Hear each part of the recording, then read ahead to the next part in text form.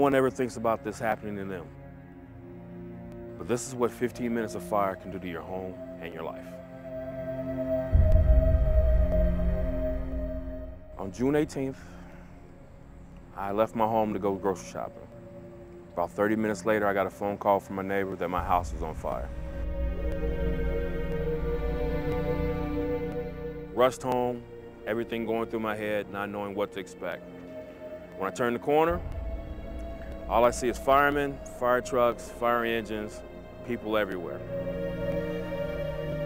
I had to go in and see what the damage was.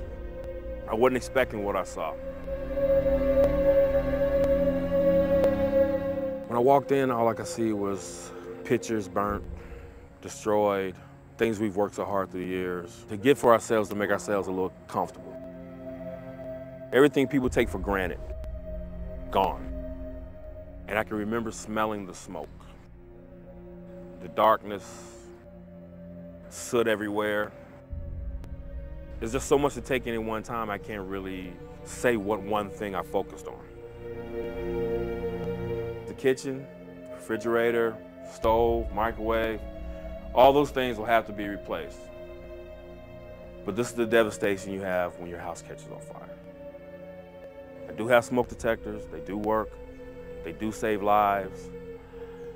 You never know. Always be prepared.